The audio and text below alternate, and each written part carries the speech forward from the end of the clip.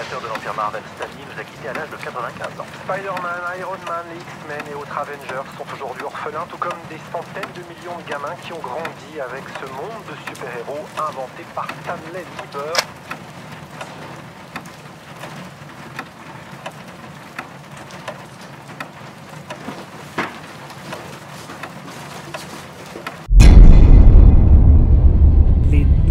Figurine My Hero Academia de chez Einstein. Si Stan Lee est le père de Marvel, il est aussi le grand-père de My Hero Academia. On y retrouve son ADN avec des personnages dont les pouvoirs sont contrebalancés par un humanisme vrai. Et c'est cet humanisme qui leur assure leur popularité auprès de leur public. Parce que ce public, il a besoin de personnifier leurs valeurs à travers un individu qui serait en quelque sorte la preuve tangible de leur existence. Cette figure du héros, c'est ton toi parfait surnaturel. Et c'est pas pour rien que les figurines de héros sont si populaires aujourd'hui. Au-delà de leur esthétique, elles sont comme un artefact pour te rappeler chaque jour la définition de tes valeurs, la définition d'un héros.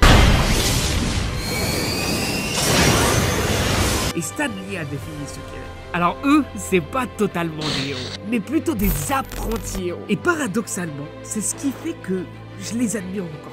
Parce qu'en fait, comme eux, j'ai un modèle qui a un puits d'inspiration sans fond et qui me pousse à dépasser mes limites. Je me sens comme Midoriya, l'ambition de devenir le nouveau symbole de quelque chose de plus grand que moi.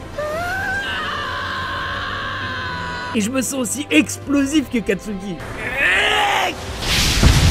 Déterminé et obstiné par la victoire. Et ce mélange de ces deux sentiments, ce mélange de valeurs, ce duo d'apprentis héros font qu'à chaque fois que je les croise du regard, je me souviens que...